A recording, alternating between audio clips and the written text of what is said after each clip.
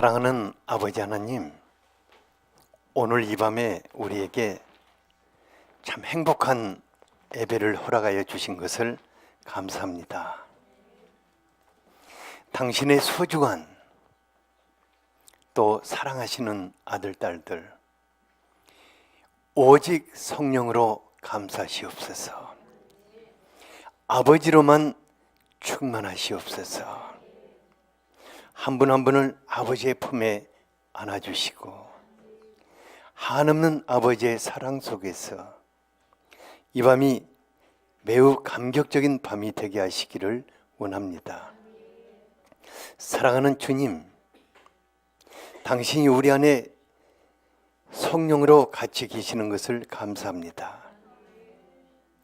오늘 이 밤 주님이 행하신 일들을 우리가 다시 한번 우리의 것으로 영접하는 시간이 되기를 원합니다. 성령 하나님 우리에게 말씀하셔서 우리가 예수님과 하나 되게 하여 주시기를 원합니다. 예수님이 우리에게 하신 말씀이 우리 자신들의 믿음이 되고 우리의 삶이 되게 하여 주시기를 원합니다. 또한 이 밤에 이제 건강이 좋지 않는 분이 있다면 성령 하나님 예수 그리스도의 이름 권세로 놀라운 치유의 역사가 있게 하여 주시옵소서. 그래서 이 예배의 기적을 우리가 체험하게 하여 주시기를 원합니다. 모든 눌린 것들, 모든 꼬인 것들, 모든 아픔과 상처들이 치유받고 나음받으며 평화와 기쁨으로 가득한 시간이 되기를 원합니다. 예수 그리스도 이름으로 기도하였습니다. 아멘. 누가복음 9장 13절에서 17절까지 같이 한번 읽어보겠습니다. 시작.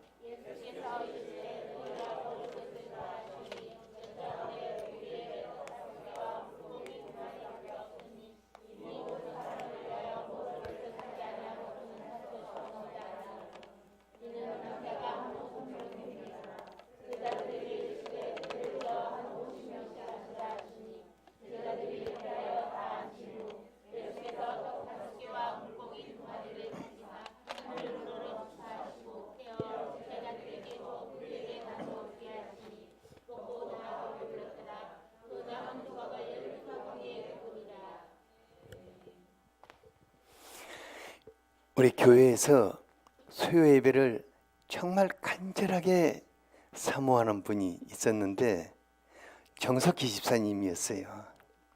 근데 저 멀리 울진으로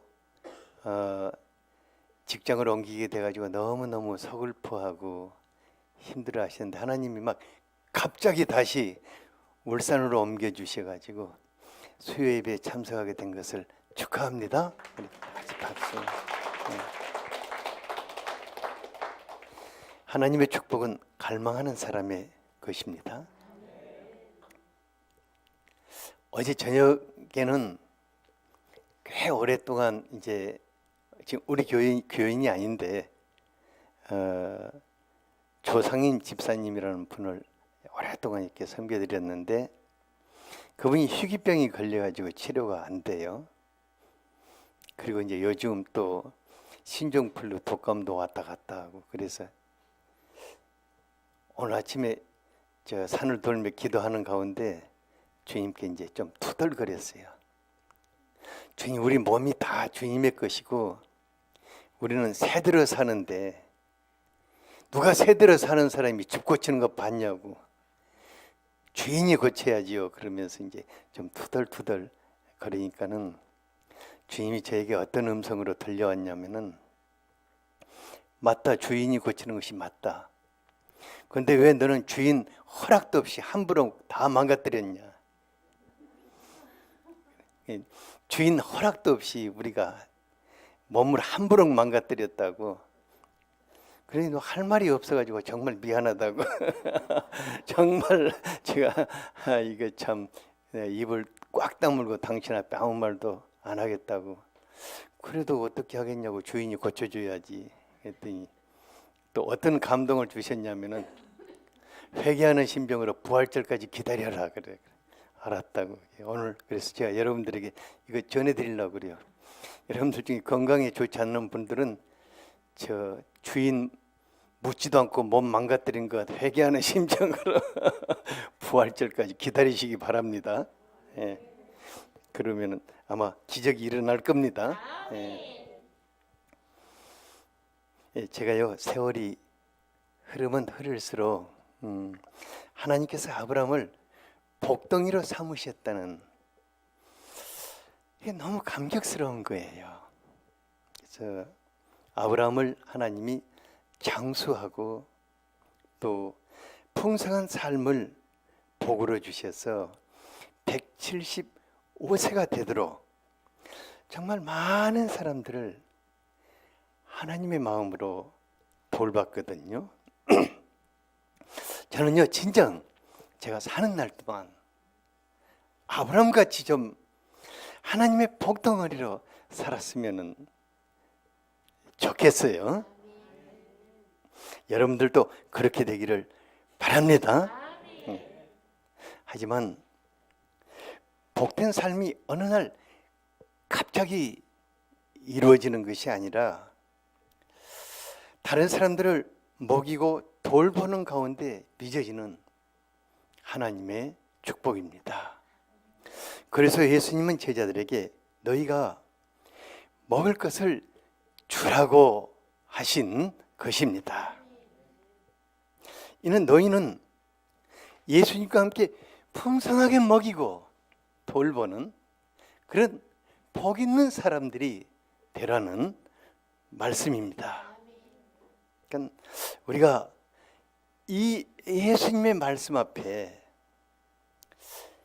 일평생 얻어먹고 사는 사람이 될 것인가? 아니면은 일평생 예수님과 함께 풍성하게 먹이는 삶을 살아야 할 것인가? 선택해야 할 것입니다. 왜냐하면 너희가 먹을 것을 주라고 하셨으니까. 선택은 우리의 몫이고 축복은 누구의 몫이죠? 하나님의 몫입니다. 반영아 집사님 나를 뭐 축복하면 얼마나 하겠어요. 예, 선택은 우리의 몫이고 축복은 하나님의 몫입니다. 제자들이 전도여행을 다녀온 후에 부쩍 성숙해졌어요. 그러니까 예수님께서 병들고 굶주린 많은 무리들을 진짜 불쌍히 여겨가지고 해가 저물도록 돌보시고 치료해 주시자 12사도가 배고파하는 무리들의 형편을 눈치채고 예수님께 와서 이것은 빈들이니까 그들을 이제 마을로 보내서 먹을 것과 잠자리를 구하도록 여쭈었습니다. 우리 예수님 어쩌자고 마을도 없는 이 가게에서 이 야산에서 이 많은 무리들을 해가 지도록 붙들고 계시는가? 제자들은 이제 예수님 무슨 말씀하실까 하고 기다리고 있는데 예수님 제자들에게 너희가 먹을 것을 주라는 아주 황당한 말씀을 하셨습니다. 너희가 먹을 것을 주라.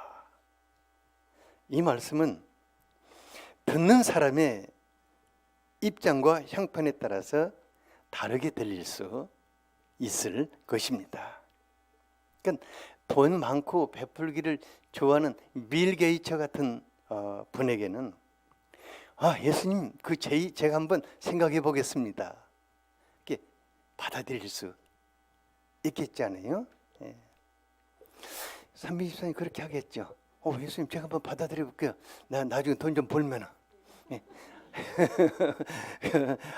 그 한의원 차려갖고 돈 좀 벌면 제가 할게요. 이렇게. 또 그런가 하면은 그냥 돈은 많지만은 놀부의 심보를 가진 사람은 내가 미쳤나? 이 돈이 어떤 돈인데 내가 그걸로 저 사람들 먹이냐고 이렇게 생각할 수도 있고. 그런데 가난한 제자들의 입장은 어떠했습니까? 13절을 같이 한번 읽어보겠습니다. 예, 시작.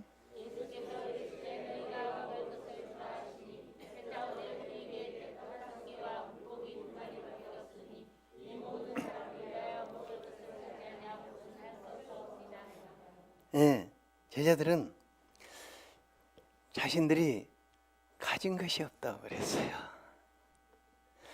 요한복음 6장 7절에 보면은 예수님의 제자 중에 빌립은 예수님, 저 사람들 먹이려면 한 2천만 원 정도 그 빵 한 조각하고 우유 한 팩하고 줘도 한 2천만 원 정도 필요한데 그 큰 돈이 어디 있어요? 이렇게 대답했어요.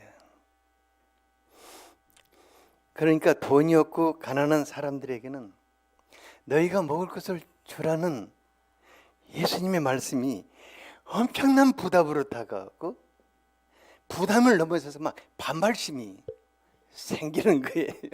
아유, 우리를 어떻게 우리가 저걸 하냐고. 하지만 예수님의 입장은 전혀 달랐어요. 예수님이 제자들이 호주머니 형편 몰랐습니까? 다 알았어요. 그런데 예수님이 갑자기 막 심정이 생겨가지고 제자들에게 막 떠넘기는 것입니까? 그것도 아니에요. 요한복음 6장 6절에 보니까 예수님이 미리 어떻게 하실 계획을 다 생각해 두셨다고 하였습니다. 예수님께서 너희가 먹을 것을 주라 이렇게 말씀하신 것은 너희가 나와 함께 먹여보자 이 말씀입니다. 이 사건 전체가 그것입니다. 너희가 나와 함께 먹여보자. 어떤 말씀이라고요? 너희가 나와. 그러면 어떻게 하시겠어요? 324님 어떻게 하겠어요? 지금 당장에 합시다 그렇게 할 것 아닙니까? 예수님의 입장이 전혀 다른 거예요. 그러니까 또 이런 말씀이 될 수도 있어요. 내가 너희들을 통해서 먹이겠다. 그렇다면 제자들이 이렇게 대답해야겠지 않겠어요? 예수님 진짜 멋진 생각입니다. 기왕 먹이려면 막 배 터지게 한번 먹여봅시다. 우리들은 열심히 뛰어다니면서 서빙할 테니까 주님은 주방장 하세요. 얼마나 멋진 대답입니까? 그러니까요, 성경 가운데 나타난 모든 하나님의 역사에는 하나님이 주인이고 주방장이 되시고 사역자들은 식당에서 서빙하는 알바생에 불과한 거예요. 그래서 사역자들을 주인이라고 안 하고 뭐라고 불렀습니까? 종이라고 그러네. 서빙하는 종이라 그 말입니다.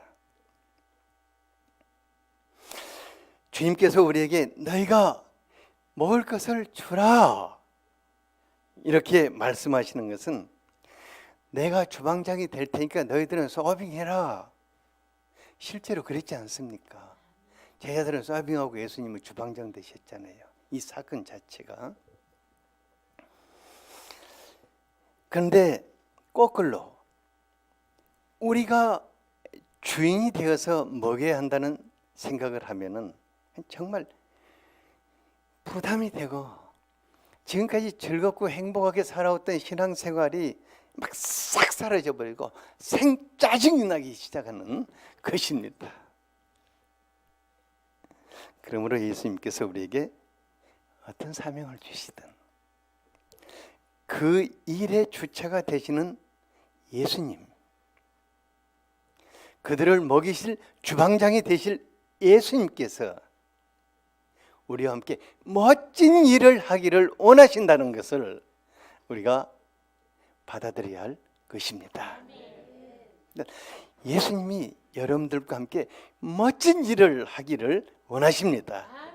옆에 분에게 예수님이 당신과 함께 멋진 일을 하기를 원하십니다. 예수님이 당신과 함께 수많은 사람들을 먹이기를 원하십니다.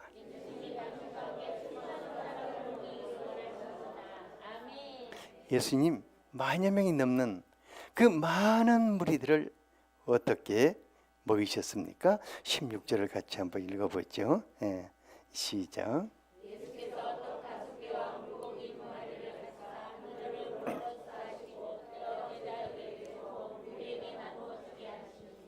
네, 이 말씀과 이 사건은 우리에게 일평생 수많은 사람들을 풍성하게 먹이며 돌볼 수 있는 그 삶의 비밀을 말해주고 있습니다. 첫째는 제자들이 가진 것을 축복하셨다는 것입니다. 무엇을 축복하셨다고요? 제자들이 가지고 있는 것을, 여러분들이 주머니에 지금 뭐 있는가 한번 봐보세요. 뭐 있는가? 자동차 열쇠가 나한테 있구나. 하여간 우리가 가지고 있는 것을 축복하셨어요. 제자들이 자신들에게 떡 5개와 물고기 2마리밖에 없다고 하셨는데 이것을 밥상 위에다 딱 올려놓았다 합시다. 저 같은 아주 양이 적은 사람은 제 아내하고 나눠 먹어도 남을지 모르겠어요. 근데 먹어도 배고픈 사람들에게는 이건 간식거리밖에 안 될 것입니다. 그러니까 오병이어라는 것은 진짜 작은 분량의 것입니다. 그런데 마태복음 14장 18절에 보니까 예수님은 그것을 내게 가져오라고 했습니다. 그거 내게 가져와, 이렇게 하셨어요. 예수님께서 제자들이 가진 지극히 작은 떡 5조각과 물고기 2마리를 내게 가져오라고, 왜 이런 것을 다 가져오라고 하셨을까? 이것은 예수님께서 가진 것이 없는 제자들일지라도, 정말 조금밖에 가진 것이 없는 사람일지라도 무리들을 먹이는 주인공들로 삼고자 하셨기 때문입니다. 그러니까 예수님이 오늘 10,000명이나 먹이셨어 하는 것하고, 예수님이 우리가 갖다 드리는 것으로 저 많은 사람들을 그냥 배 터지게 먹였어 하는 것하고, 여러분들 어떻게 다르죠? 어떤 소리 듣고 싶어요? 우리가 갖다 드린 그 오병이어로 예수님이 그냥 진짜 먹이셨다고, 우리가 갖다 드린 거. 예수님은 우리들이 그런 감정을 갖기를 원하시는 것입니다. 예수님은 자신이 하시는 모든 일 속에서 저와 여러분들을 주인공들로 참여시키기를 원하십니다. 예수님이 하시는 모든 일에서 우리가 할 수 있는 일이 있다면 얼마나 되겠어요? 얼마나 되겠어요? 정말 그 굶주린 만여 명을 먹일 사람들에게 오병이어, 이게 뭐 10,000분의 1 정도밖에 되지 않겠지 않습니까? 그런데 이것을 예수님이 내게 가져오라, 예수님의 손에 가져다 드릴 때에 주님이 축복하셔서 수많은 무리들을 배불리 먹고 남게 되었다고 하였습니다. 여러분, 이게 사실입니다. 이게 진실입니다. 이게 실제 있은 사건입니다. 그리고 지금도 일어나고 있는 사건입니다. 예수님이 이제 저에게 무엇을 맡기실 때 저는 정말 민망해요. 제가 도대체 뭘 해드릴 수 있을까 하고 진짜 제가 좀 민망해요. 그래서 제가 매주 주일 날 저 뒤에서 같이 기도하면서 주님, 진짜는 내가 민망하다고 그래요. 제 전공이요, 말씀을 준비하고 전해주는 것이거든요. 그러니까 제가 꽤 오랜 세월 말씀을 준비해서 전하고 있거든요. 근데 말씀을 준비할 때마다 어떤 생각이 드냐면은, 그냥 식당에서 음식이란 날라다 주는 알바생이 갑자기 그냥 손님이 주문하는 식사를 만들어내는 주방장이 되는 그런 심정이 들어가지고 생각이 꽉 막혀요. 제가 이제 이번 주 컬럼 썼듯이 우리 교회가 얼마나 다양한 분들이 이렇게 다 이렇게 있습니까? 우리 이종은 집사는요, 성경을 다 끼고 있거든요. 그리고 성경에 관한 모든 이런 책들을 진짜 많이 읽어가지고 저보다 월등하게 지식이 많아요. 근데 어떻게 이런 사람을 앞에다 앉혀놓고 말씀으로 감동을 줄 수 있고, 내가 지금 전하고 있는 이 말씀이 정말 그의 믿음이 되게 할 수 있고 그의 인격이 되고 삶이 되도록 해줄 수 있겠어요? 근데 그렇게 받아들입니까?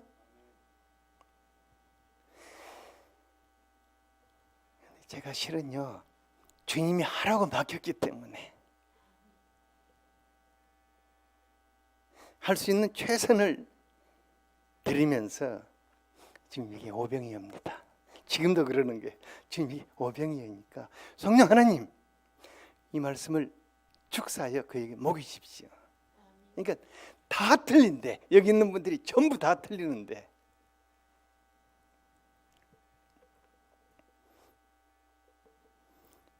그건 놀라워요. 그때 그리고 성령님께서 어떻게 하시는가를 저는 지켜보는 거예요. 성령님께서 어떤 분들은 어떤 역사를 일으키는 것을 단성에서 보면 다 보여요. 다 이렇게 지켜보는 거예요.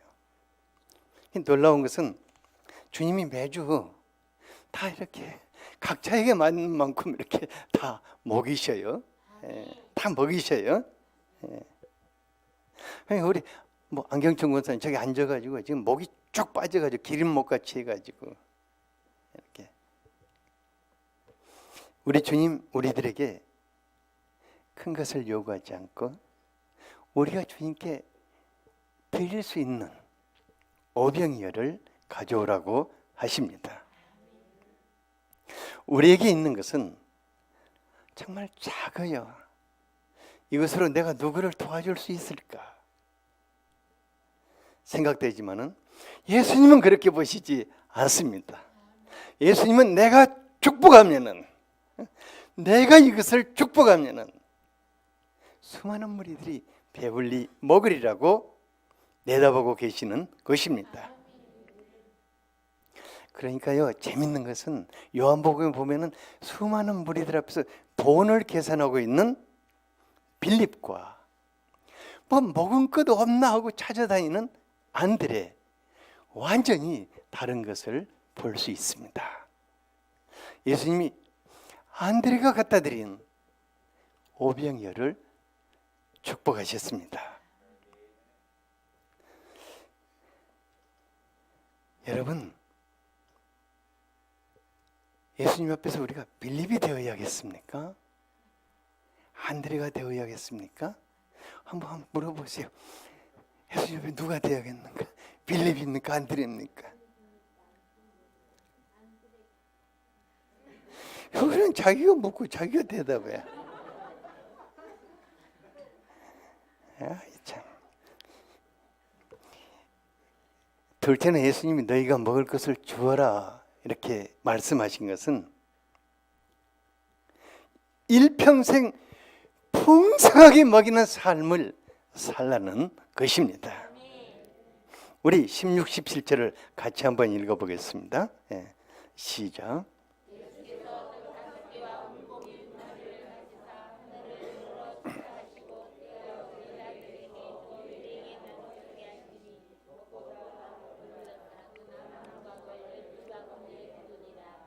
네. 우리 예수님 정말 멋진 분이셔요. 제자들이 갖다 드린 게 조그마한 한 사람 분량의 식사를 가지고 하늘을 우러러 감사하시고 또 그것을 축복하셔서 제자들로 하여금 굶주린 무리들에 갖다 먹이라고 그랬어요. 근데 또 먹고 남은 조각들도 제자들로 하여금 거두라고 하였어요. 이렇게 제자들을 줄반장 시켜가지고 사람들을 앉게 하시고 서빙하게 하시고 또 다 거두게 하시고. 근데 제가 한 가지 물어볼게요. 이때 누가 가장 즐겁고 행복했을까요? 제자들이었을 것 같아요. 예. 예수님도 아니고 무리들도 아니고 제자들이었을 것 같아요. 얼마나 그 서빙하고 나를 때마다 기분이 좋았겠어요. 그렇지 않아요? 인사는 누가 다 받는 거예요. 다 제자들이 자기들이 저는까지 줄 서세요. 줄 한 수만 대장 노릇 다 하고 그냥. 정말 무리들은요 예수님이 주신 떡과 물고기를 한 끼 배불리 먹고 끝났어요. 근데 그 다음날 다시 배가 고파지니까 또 떡 생각이 나가지고 예수님 찾아왔다가 예수님이 그들을 아주 싸늘하게 대하셨어요. 요한복음 6장 26절에 보면 너희들이 나 찾아온 것이 표적을 보고 진짜 나를 알고자 찾아온 것이 아니라 떡 먹고 배불러가지고 또다시 떡 얻어 먹으러 왔다고 예수님 굉장히 힘들어 하셨거든요. 그런데 제자들은 오병이어로 5,000명을 먹이는 예수님을 알게 됐습니다. 그러니까 한마디로 말하면 떡 공장을 알게 된 거예요. 제가요 지난주 KBS 취재 파일에서 정말 가슴 아픈 일을 하나 보았어요. 뭐냐면은 제 동년배쯤 되는 분들도 있고 저보다 나이가 좀 많은 분들도 있는데 그분들이 먹을 것이나 돈을 주는 교회나 자선단체의 명단이 빼곡하게 적힌 노트를 들고 이것저것 부지런히 찾아다니는 것을 보았어요. 근데 그분들은 뭐라고 했냐, 500원짜리 인생이라고 하더라고요. 가면 500원 받으니까. 아니면은 조그마한 빵 하나하고 우유 한 봉다리 이렇게 받으니까 500원짜리 인생이라고 하는데 막 그거 보면서 막 눈물이 쏟아지는 거예요. 주님, 어떻게 사람이 500원짜리 인생이 되어가지고 저렇게 살아야 합니까? 하고 이제 제 마음속에 너무 고통스러운 거예요. 그분들 제 연배예요. 그 정도 아니면 좀 더 많이 먹었거나. 이 같은 슬픈 현실을 우리 사회가 정말 고심하고 함께 풀어나가야 할 문제입니다. 그래서 제가 이 같은 비극적인 현실을 누구의 탓이라고 말할 수는 없거든요. 근데 그 프로그램을 이렇게 보면서 한 가지 뭘 생각하게 됐냐면은 한 사람의 그 고귀한 인생이 정말 우리가 고귀한 인생이지 않습니까? 그 인생 일평생 많은 사람들을 풍성하게 나누어 주고 먹이는 그런 복된 삶을 살 수 있다면 우리가 지금부터라도 그런 삶을 준비해 나가야 하지 않는가 하는 생각이 들었어요. 그러면서 오늘 이 말씀이 너희가 먹을 것을 주라는 이 말씀이 제 마음속에 더 깊이 막 밀려오는 거예요. 그러니까 일평생 다른 사람들의 도움을 받으며 살 것인가, 아니면 일평생 많은 사람들을 먹이며 돌보는 풍성한 삶을 살 것인가. 이것은 너희가 먹을 것을 주라는 예수님의 말씀 앞에 우리가 선택해야 할 문제일 것입니다. 예수님이 너희가 먹을 것을 주라 이렇게 한 것은 너희는 나와 함께 먹이는 자가 되으라는 말씀일 것입니다. 너희는 일평생 나와 함께 먹이는 자가 되라. 우리가 나이가 들어도 일평생 예수님과 함께 먹이는 자가 될 수 있습니까? 없습니까? 될 수 있습니다. 그러니까 예수님과 함께 먹이는 사람이 되지 않으면 일평생 어떤 인생을 살 수밖에 없습니까? 얻어먹는 삶, 슬픈 삶을 살 수밖에 없는 것입니다. 삶은 어느 날 갑자기 바뀌는 것이 아닙니다. 삶이란 연속성을 가지고 만들어지는 것입니다. 삶이 어떤 것이라고요? 연속성을 가지고 만들어지는 것입니다. 오늘까지 내가 이기적인 삶을 살아왔다면 그 사람은 일평생 자기밖에 모르는 그런 이기적인 삶을 살 가능성이 큰 사람입니다. 오늘까지 내가 다른 사람들에게 도움이나 받고 살아왔다면 그 사람은 일평생 다른 사람에게 도움이나 받고 살 수밖에 없는 삶을 살게 될 가능성이 큽니까? 작습니까? 그대로 갈 것입니다. 하지만 오늘 내가 예수님과 함께 다른 사람들을 먹이고 돌보고자 하며 그런 삶을 산다고 하면 점점 더 많은 사람들을 돌보는 풍성한 하나님의 복덩어리들로 살 수 있게 될 것입니다.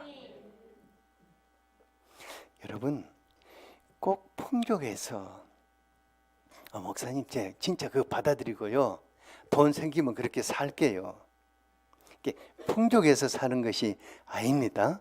여러분들이 풍족해서 다른 사람을 먹일 수 있는 삶이 언제 오겠습니까? 일평생 안 옵니다.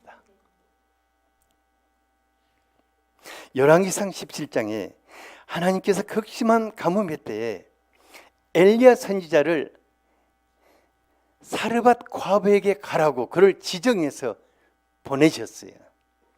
근데 가서 보니까 사르밧 과부의 형편이 정말 심각했어요.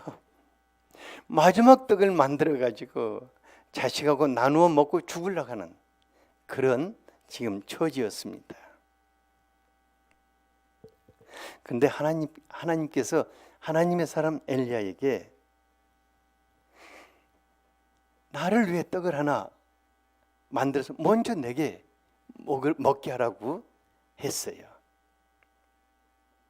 그러면은 가뭄이 끝날 때까지 너희의 가루통과 기름병에 가루와 병이 떨어지지 않을 것이다. 과부가요, 마지막 떡을 하나 만들었어요. 그리고 누구에게 줄 것인가 정말 갈등이 컸을 것입니다.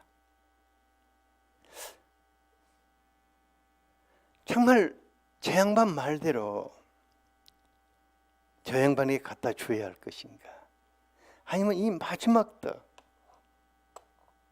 내 아들과 함께 먹고 죽을 것인가. 여러분 같으면 어떤 걸 선택하겠어요? 근데 바로 이 순간 그 사람이 어떤 것을 선택했습니까? 엘리야에게 갖다 준 엘리야에게 갖다 드렸어요. 그 결과가 어떻게 됐는가? 열왕기상 17장 15, 16절을 같이 한번 읽어보겠습니다. 시작.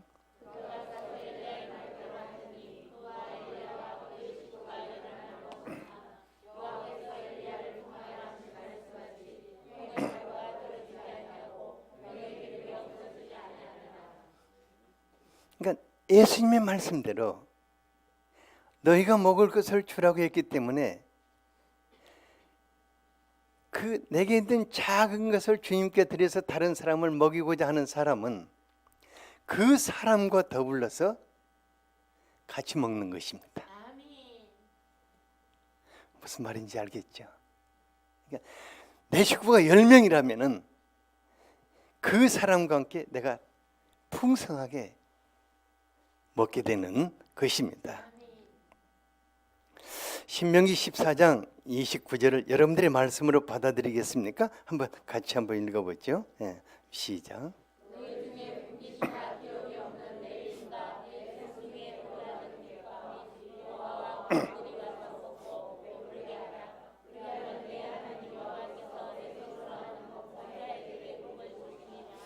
네, 하나님이 우리들에게 가난한 신앙인들을 보내실 수도 있고 하나님의 사람들을 보내시기도 하고 때로는 먼 나라에서 아니면 객지에서 오는 분들을 손님으로 보내시기도 할 것입니다.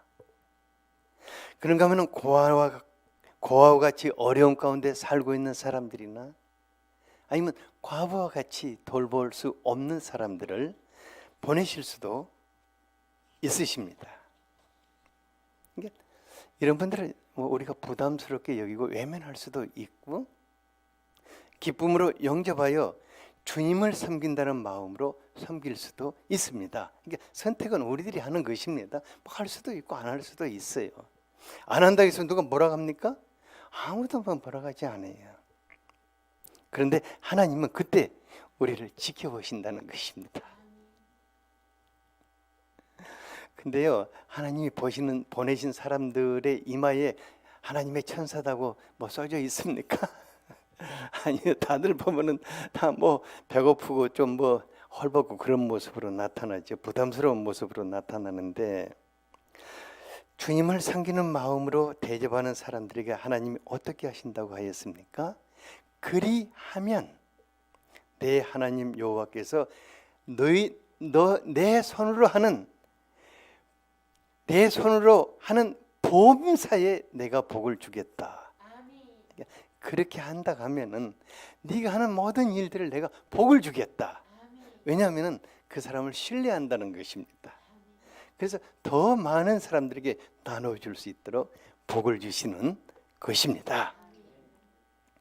창세기 18장에 아브라함은 이렇게 장막문 앞에 앉아 있다가 자기 집을 향해서 오는 사람들이 있으면 막 기쁨으로 달려가서 그를 환영했어요. 그리고 영접하여서 내가 주께 은혜를 입었으면 우리 집에 들어와서 대접을 받고 가라고 그랬어요. 그러니까 아브라함은 자기 집에 오는 손님들을 정말 긍정히 대접을 했어요. 그런데 놀랍게 아브라함이 대접하는 사람들 중에 하나님과 천사들이 있었습니다. 그러니까 사람들을 자기 집에 초청해 섬기는 것이 아브라함의 평소의 삶이었어요. 하나님은 그 아른 아브라함을 축복하셨습니다. 그리고 일평생 하나님의 마음으로 사람들을 섬기는 열국의 아비라는 칭호를 얻게 되었습니다. 예수님 오늘 우리에게 너희가 먹을 것을 주라고 하십니다. 우리가 이것을 평생 나의 말씀으로 받아서 예수님과 함께 먹이는 삶을 살 수도 있고 거부할 수도 있습니다. 특히 우리 시대는 아주 이기적인 시대이기 때문에 얼마든지 거부해도 아무도 말하지 않습니다.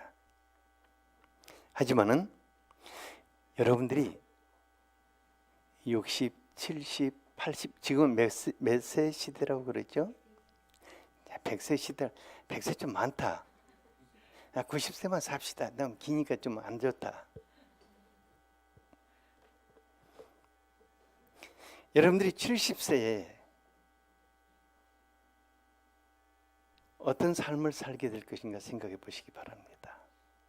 아니면 80세에, 90세에 어떤 삶을 살고 있을 것인가.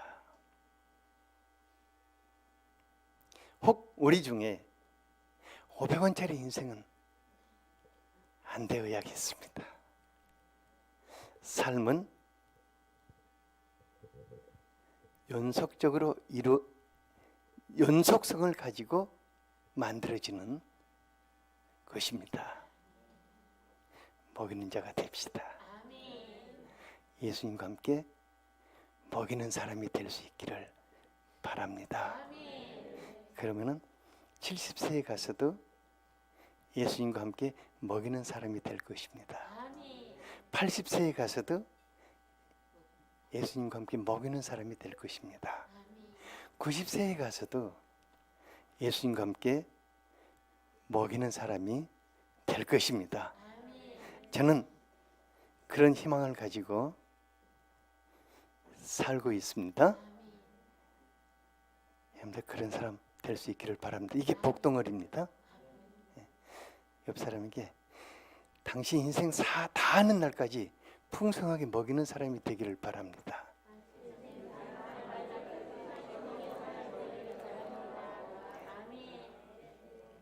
기도하겠습니다. 아버지 하나님, 오늘 우리들에게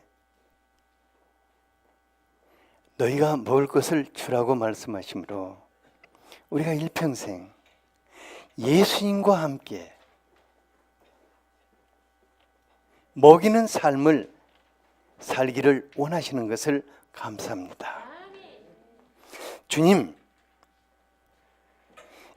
우리가 지금부터 인생 사는 날까지